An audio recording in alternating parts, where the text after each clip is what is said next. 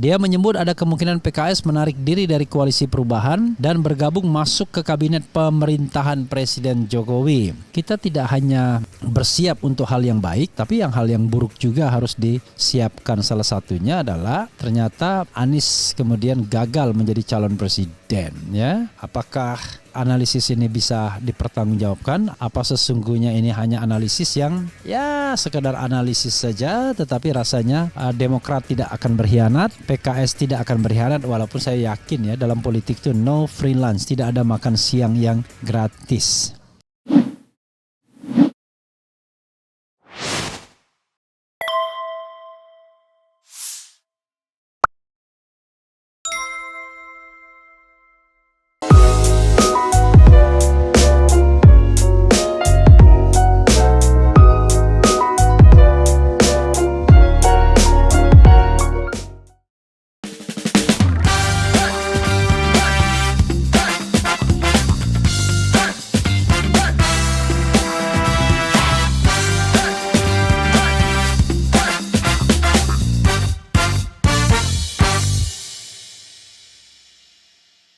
Assalamualaikum warahmatullahi wabarakatuh, Sobat RH sekalian. Jumpa lagi kita di channel yang keren ini. Keren cadas ya.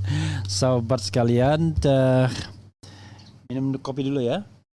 Masih duduk di halaman luar sambil menghirup udara segar ya, agar otak mampu berkelakar. Jadi dan jangan terlihat sangar ya. Oke, Sobat RH sekalian, ini ada tema berikutnya yang ingin saya bahas, soal analisis dari seorang aktivis politik yang baru-baru ini so-called dipecat ya, tetapi sesungguhnya dia sendiri sudah mengundurkan diri, yaitu mengenai nasib koalisi perubahan. Jadi kita harus objektif melihat dari sisi kanan, kiri, depan, belakang ya. Jangan berpikir bahwa semua partai itu committed ya. Partai bisa come and go dengan mudahnya sesuai dengan alunan atau ayunan kepentingan politik masing-masing.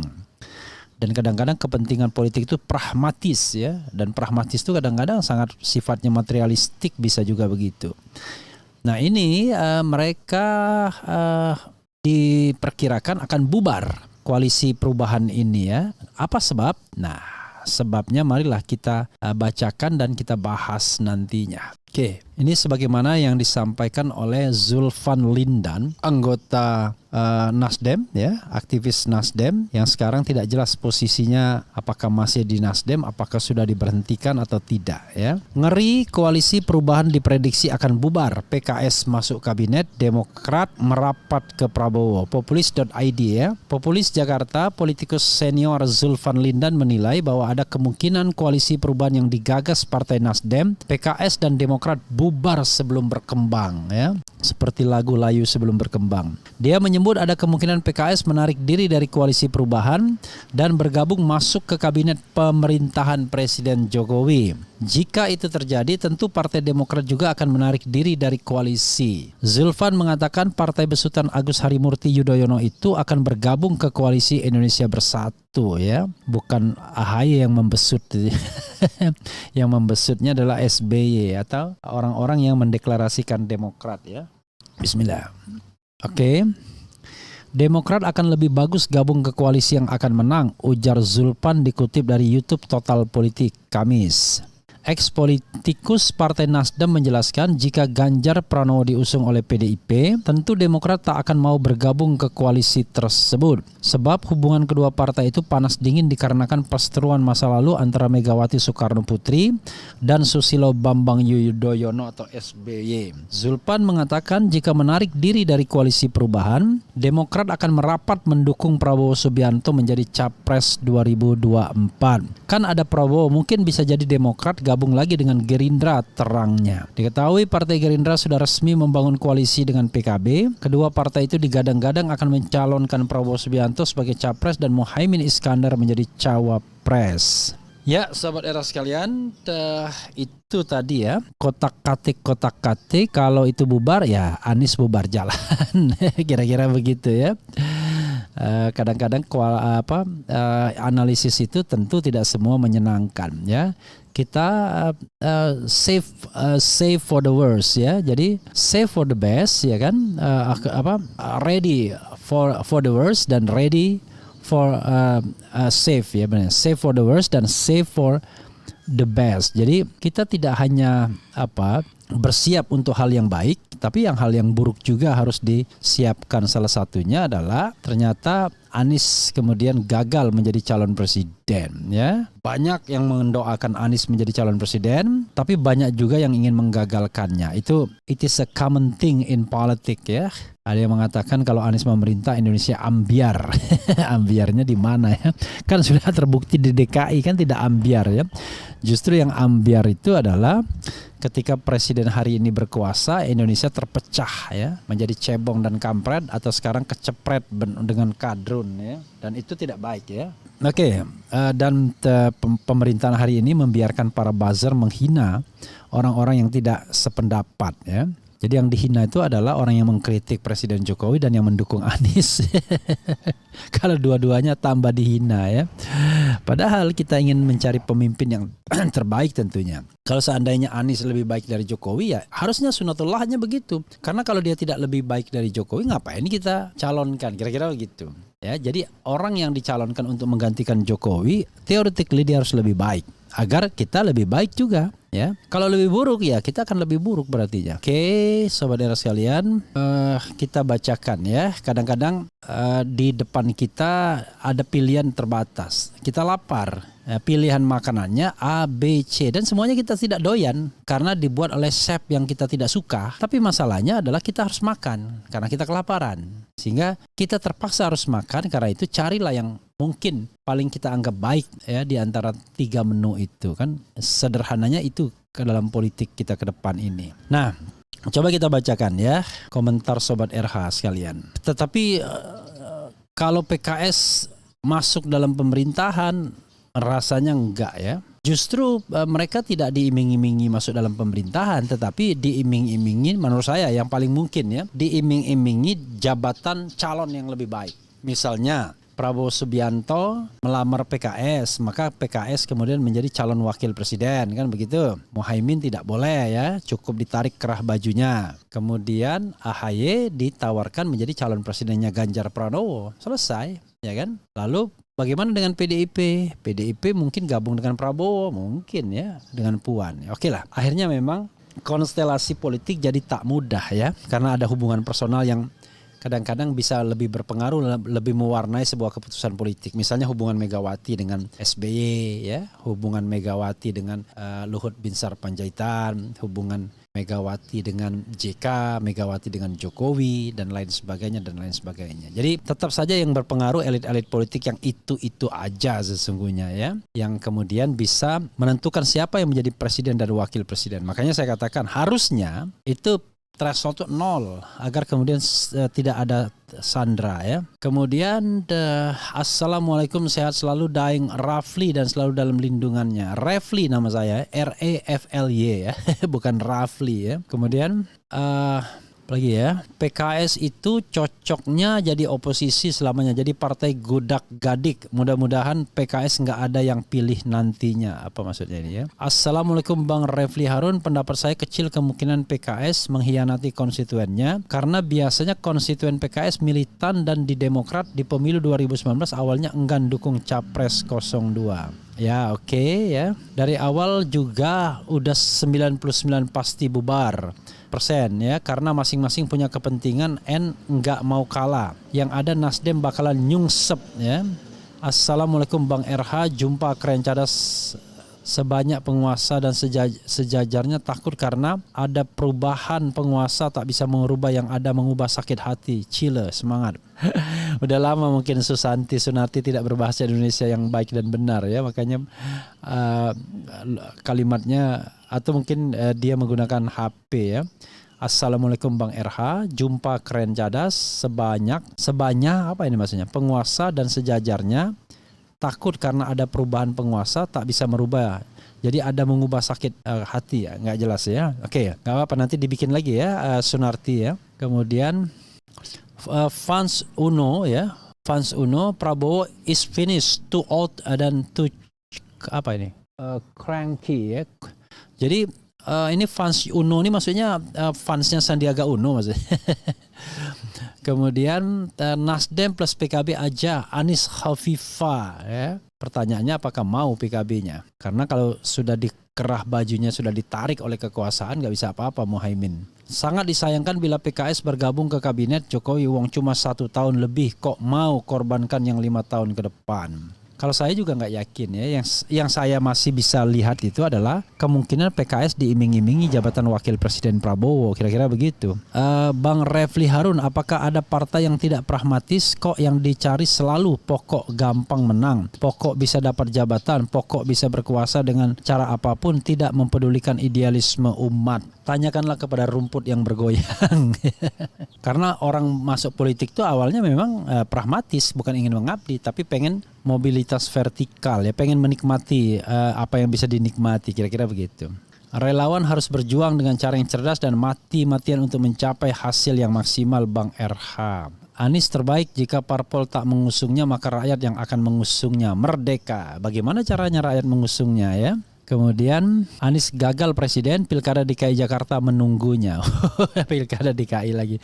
Dan jangan lupa Pilkada DKI ya pakai calon independen boleh, tapi 1 juta KTP ya. Tak perlu dirisaukan, analisis tanpa solusi sangatlah tidak etis. Salam akal sehat. Loh, analisis tidak perlu pakai solusi. Namanya analisis kok harus ada solusi. Jadi analisis itu tidak perlu solusi juga, belum tentu juga. Jadi tidak perlu harus bahwa Anda harus menganalisis dengan solusi, enggak ya. Paling tidak dia memberikan pengetahuan pada kita ya. Sistem demokrasi tidak menjamin rakyat hidup sejahtera. Seharusnya negeri ini yang mayoritas muslim menggunakan sistem khilafah agar adil. Oke. RH seperti baru sadar dari amnesia karena sudah ngawur omongannya. Ngawur di mana ya? Kemudian buat PKS saya sarankan jangan terganggu oleh partai rezim ya. PKS siap-siap kehilangan pendukung dan kadernya. Bang Refli, kenapa Menteri Bahlil selalu membahas kepuasan masyarakat tembus 73%? Apa ini mengarah ke 3 periode? Sobat era sekalian ya, kalaupun ingat itu survei, dan survei pun kita tidak tahu. Nanti ada survei lain yang mengatakan tingkat kepuasan tinggal 50% kan? Itu satu. Yang kedua, kalau kita mau menghormati konstitusi, ya Anda tidak usah ngomong 3 periode. Walaupun tingkat kepuasan 100% sekalipun, maka konstitusi sudah mengatakan membatasi 2 periode. Ya sudah ya. Harusnya begitu Presiden Jokowi mencontohkan, seperti SBY tidak bicara mengenai perpanjangan masa jabatan, 3 periode dan lain sebagainya. Nanti setelah 3 periode pengen 4 periode, lama-lama minta presiden seumur hidup ya kan. Jadi berhentilah bicara tentang 3 periode ya. Nanti justru yang terjadi adalah rakyat yang marah ya. Sehingga kita sama-sama tidak konstitusional. Sama-sama kemudian ingin keluar dari koridor konstitusi, dan ini bahaya bagi bangsa dan negara kita. Kita bilang taat hukum, Pancasila, Undang-Undang Dasar, tetapi kita sendiri yang akhirnya memprovokasi agar tidak taat dengan Pancasila dan Undang-Undang Dasar 1945. Sobat era sekalian, untuk sementara itu saja ya. Nanti kita akan lihat bagaimana ke depannya. Apakah analisis ini bisa dipertanggungjawabkan? Apa sesungguhnya ini hanya analisis yang ya sekedar analisis saja, tetapi rasanya Demokrat tidak akan berkhianat, PKS tidak akan berkhianat, walaupun saya yakin ya dalam politik itu no freelance, tidak ada makan siang yang gratis. Jangan lupa sobat era sekalian, interview saya dengan tokoh-tokoh yang terbaru ya, dengan Egy Sujana, dengan terbaru dengan Lim Jo Sun ya, Felix Xiao-nya Malaysia, kemudian juga interview dengan Marsekal pertama Bastari ya tentang politik TNI. Pastinya menarik ya. Silakan disimak perbincangan yang rata-rata 1 jam lebih ya. Itu saja. Wassalamualaikum warahmatullahi wabarakatuh. Ciao.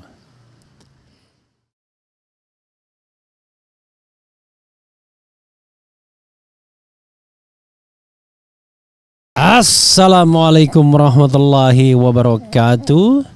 Sobat RH sekalian, jumpa lagi kita di channel yang keren ini. Keren cadas ya sobat semuanya. Kita lanjutkan ya pembicaraan kita. Dan kali ini kita bicara rujuk ya. yaitu rujuk antara Demokrat, bukan Demokrat ya, tetapi PKS dan Gerindra. Nah, jadi orang kemudian berpikir, loh kalau disuruh rujuk PKS Gerindra, berarti Prabowo akhir dong, atau Prabowo pasangan PKS.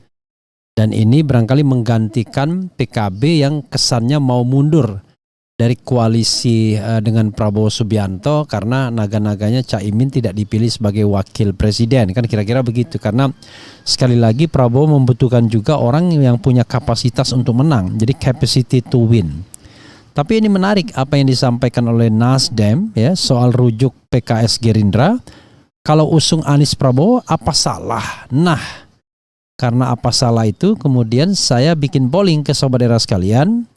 Kalau memang itu terjadi, apakah Anda setuju atau tidak? Ya, ada isu rujuk PKS Gerindra. Apakah Anda setuju kalau realisasinya adalah pasangan Anies Prabowo? Artinya Anies Capres, Prabowo dan Prabowo Cawapres. Sudah 2.100 yang voting. Unfortunately yang setuju cuma 28%, tidak setuju 67%, dan tidak tahu tidak menjawab 5%. Nah, ini kenapa ya? Oke, coba kita bacakan dulu ya sebelum kita baca komentar sobat era sekalian. Oke. Wakil Ketua Umum Partai Nasdem Ahmad Ali menyatakan semua kemungkinan terkait koalisi masih terbuka. Ia tidak mempermasalahkan wacana rujuk PKS dan Gerindra di Pilpres 2024. Semua peluang itu terbuka. Kalau Gerindra ada keinginan ketemu PKS, alhamdulillah itu kabar bagus. Kita tidak harus baper. Karena setiap partai punya kedaulatan sendiri-sendiri, kata Ali saat dihubungi cnnindonesia.com. Kemudian lagi pula kata dia, peluang rujuk itu masih dalam tahap wacana yang disampaikan oleh Wakil Ketua Umum Partai Gerindra Fadlizon. Toh yang diramaikan itu baru wacana yang dilontarkan oleh Fadlizon, belum terjadi apa-apa katanya. Di sisi lain ia mengatakan pihaknya juga tidak mempersoalkan jika benar rujuk dengan Gerindra asalkan mengusung Anies. Kalau PKS ke Gerindra usung Anies, Prabowo wakil, apa yang salah? Kalau Nasdem ini kan intinya yang penting Anies jadi presiden, wakilnya dari partai apa, dari siapa, ya monggo, jangan paksakan diri katanya. Ini mau nyindir Demokrat ya mungkin apa? Fadlizon sebelumnya berharap agar PKS dan Gerindra kembali berkoalisi di Pilpres 2024. Pernyataan anggota Komisi 1 DPR itu juga disambut positif Presiden PKS Ahmad Syaiqo. Namun Syaiqo mengatakan hingga saat ini partainya belum ada komunikasi dengan Gerindra. Ya, sangat mungkin kita kan melihat dinamika politik masih terus berkembang ya, ujar Syaiqo kepada CNN Indonesia dalam peringatan Maulid Nabi Muhammad SAW. Sementara koalisi perubahan sendiri terdiri dari 3 partai, yakni Demokrat, PKS, dan Nasdem. Terkait peluang rujuk PKS Gerindra, Kepala Badan Komunikasi Strategis DPP Partai Demokrat Herzaki Mahendra Putra menyatakan Demokrat tak ikut campur, namun ia memastikan nama Anies masih masuk dalam kriteria calon presiden yang berpotensi besar diusung koalisi perubahan pada kontestasi politik 2024. Jadi sekali lagi masih berpotensi ya. Jadi Anies Baswedan baru firm dari Nasdem, dari partai lain belum dia dapatkan tiket. Jadi tiket yang dia dapatkan itu baru separuh tiket. Dia butuhkan separuh tiket lagi ya untuk bisa dicalonkan. Oke, saudara sekalian, kita bacakan komentar Sobat RH ya yang mengisi polling. Bukan soal karena latar belakang militer, karena militer Indonesia sedang mendapat reaksi buruk dari sejarah, tapi jika dipandang Prabowo mampu untuk mewakili kelompok tengah itu bisa dimanfaatkan. Walaupun saya pribadi menolak, tapi yang namanya politik ya susah ditebak, tergantung kepentingan masing-masing. Tapi selama ini masih percaya PKS tetap menjaga amanah rakyat garis miring pemilihnya. Sebetulnya lebih tepat pasangannya anak muda seperti AHY, tapi kalau Demokrat sendiri masih ragu-ragu untuk deklarasi ya lebih baik gandeng Pak Prabowo. Prabowo tak punya prinsip politik, mudah goyang diterpa angin, cepat hanyut dalam arus politik meskipun harus bertekuk lutut di hadapan musuh. Itulah demokrasi, tidak ada kawan abadi, tak ada musuh abadi, hanya kepentingan perut yang abadi.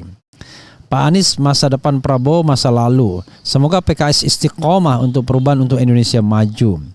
Entah itu capres atau wapres, kalau salah satunya adalah orang yang menjabat di rezim ini, untuk pribadi kami sangat tidak setuju. Apalagi kalau capres, cawapres sama-sama orang yang masih menjabat di rezim ini. Sudahlah Pak Prabowo, ikhlaskan Pak Anies dengan yang muda-muda memimpin Indonesia. Aku langsung syukur kalau benar terrealisasi. Jadi ada juga orang yang syukur ya kalau benar-benar terrealisasi ya. Kemudian ada telepon ya. Kita matiin dulu sobat era sekalian.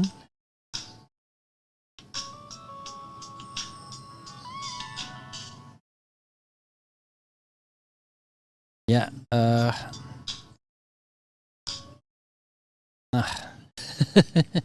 kadang-kadang lupa kita kecilkan. Ya, PKS punya rasa malu yang tinggi. Kurang setuju bakal mengurangi pendukung Anies akibat lihat Prabowo yang telah menyakiti para pendukung dulu dengan bergabung ke oligarki ya.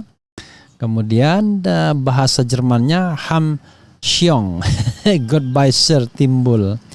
Apa PKS nggak kapok dikhianati Gerindra lagi ya?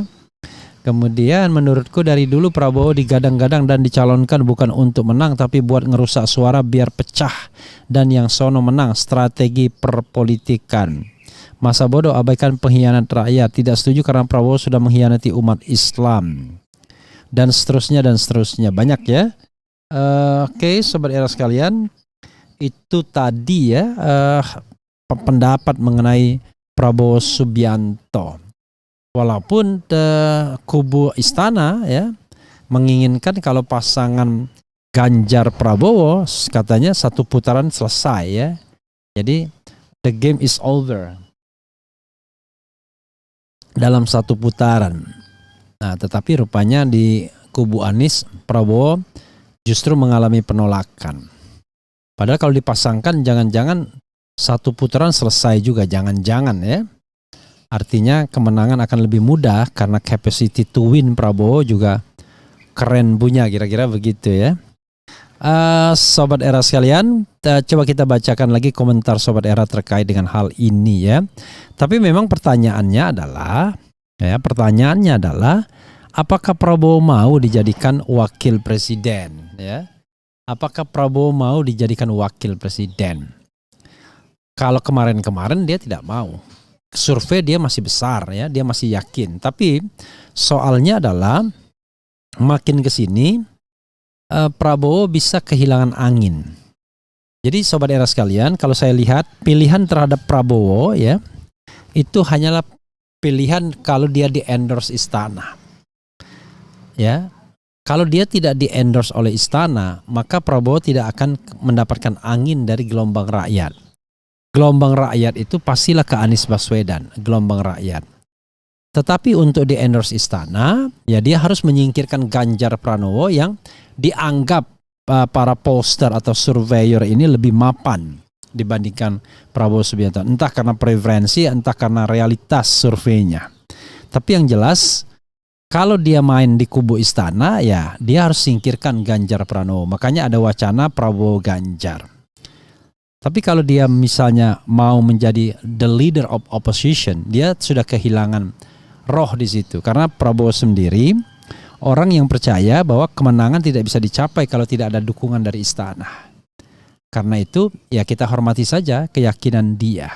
Yang paling penting adalah pemilunya jujur dan adil ya. Jadi kan dukungan istana itu kan justru harus kita pertanyakan maksudnya apa? Apakah maksudnya kalau didukung istana bisa curang ya, atau apakah bahwa legitimasi pemerintahan Presiden Jokowi masih tinggi dan kalau digabungkan dengan legitimasi Prabowo maka kemudian pasti akan jauh lebih mudah memenangkan pertarungan. Nah, ini juga perlu kita lihat ya, perlu kita garis bawahi. Jangan sampai kemudian muncul sebuah pemikiran kalau di-endorse oleh istana akan jauh lebih mudah menang.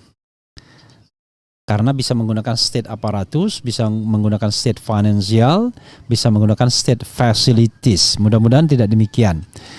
Sekali lagi, istana bingung dengan skenarionya sendiri hingga hari ini. Terus terang, kalau istana itu kita kerucutkan menjadi dua sosok, Jokowi dan Luhut Binsar Panjaitan, maka sesungguhnya Jokowi dan Luhut Binsar Panjaitan barangkali bertemunya di sosok Ganjar Pranowo. Termasuk juga para cukong di belakang layarnya bertemu di sosok Ganjar Pranowo. Infrastrukturnya juga sudah siap, yang dipakai infrastruktur Jokowi termasuk para pengamatnya, para buzzernya dan lain sebagainya. Semua mengarahnya ke Ganjar Pranowo. Hanya saja sobat era sekalian, Ganjar masih terganjal faktor Megawati dan PDIP yang belum jelas firm apakah mereka akan mengendorse Ganjar atau tidak. Walaupun survei-survei sudah mulai dalam tanda kutip mengancam PDIP dengan mengatakan kalau mereka tidak mencalonkan Ganjar maka suara mereka akan turun. Kira-kira begitu. Persis sama ketika Jokowi dicalonkan oleh PDIP dengan mengatakan bahwa kalau mencalonkan PDIP Jokowi itu akan mendapatkan suara sampai berapa, 27% atau 30% atau lebih dari 30%. Kira-kira hampir 30% atau lebih dari 30%. Tapi ternyata tidak terjadi. Pada pemilu 2014 PDIP ya hanya mendapatkan kenaikan yang tidak signifikan dari survei sebelumnya. Jadi bahkan tidak sampai 20% kalau tidak salah hanya 19% sekian. Jadi sahabat era sekalian, inilah politik ya, penuh intrik, penuh kepentingan, penuh perhitungan ya, penuh katakanlah hubungan yang kadang-kadang harmonis tidak harmonis antara pelaku-pelakunya. Dalam konteks ini, apakah Prabowo akan menjadi alternatif dari istana? Kalau tidak Ganjar, apakah nanti Prabowo Puan, apakah Prabowo Ganjar atau Ganjar Prabowo? Kita akan lihat ya. Yang jelas kalau Prabowo tidak di-endorse oleh istana, dia tidak akan mampu menghidupkan lagi gelombang rakyat karena gelombang rakyat itu adanya di Anies Rashid Baswedan. Terlepas ya apapun katakanlah kata Prabowo, kata Ganjar, kata istana terhadap Anies Baswedan, tetapi realitasnya gelombang itu justru adanya di Anies Rashid Baswedan. Karena itu sekarang pilihan Prabowo adalah ikut gelombang itu, artinya mau menjadi wakilnya Anies, dan itu pun kalau diterima, atau yang kedua berusaha meminta endorsement dari istana, tapi endorsement yang sifatnya sama dengan Ganjar. Jadi Ganjar maju, Prabowo maju, sama-sama berbekal endorsement istana. Itu pun bisa juga terjadi. Dan nanti kalau salah satu menang, mereka akan solid mendapatkan endorsement pada putaran kedua. Tapi sekali lagi, berarti pilihan Prabowo adalah bagaimana dia berkolaborasi dengan istana untuk memenangkan pertarungan. Kelihatannya 2 kali pilpres itu mengajarkan Prabowo bahwa tidak cukup hanya dengan satu gelombang rakyat. Yang paling hebat adalah gelombang rakyat berkolaborasi dengan istana untuk memenangkan calon. Seperti yang terjadi pada SBY di 2009 ya. Secara gelombang rakyat bagus ya. Tetapi yang paling penting juga adalah istana dirinya sendiri karena incumbent ya. Oke, sobat era sekalian, to some extent barangkali Jokowi juga di 2014 gelombang rakyatnya ke Jokowi ya, bukan ke Prabowo Subianto. Tapi we don't know exactly persisnya ya. Karena kalau ditanyakan ke masing-masing pihak yakin bahwa dialah yang menang ya. Oke, sobat era sekalian, kita akan lanjutkan dengan perbincangan lainnya, dan jangan lupa ya ikutin percakapan saya dengan Egy Sujana yang banyak mengkritik dan memberikan masukan kepada Anies Baswedan, juga perbincangan saya dengan Anies Baswedan itu sendiri ya. Karena kata Egy Sujana 80% umat Islam bakal pilih Anies, tapi tetap perlu dikritik ya. Ini adalah kritik yang objektif. Dan juga ikutin perbincangan saya dengan Anies Rashid Baswedan secara langsung. Itu saja sobat era sekalian, kita akan lihat bagaimana ke depan selanjutnya posisi politik Prabowo Subianto. Pilihannya adalah apakah berdiri sendiri ya, as it is, apa adanya, dengan resiko bahwa tidak ke gelombang rakyat, tidak ke istana, tapi membuat arus ketiga, atau bergabung dengan gelombang rakyat Anies Baswedan, atau bergabung dengan istana. Baik menjadi orang nomor 1, orang nomor 2, ataukah sharing endorsement ya. Jadi ada 2 calon istana yang sama-sama di endorse misalnya. Itu saja Sobat Era sekalian. Nanti kita akan bahas tema-tema lainnya. Wassalamualaikum warahmatullahi wabarakatuh. Ciao.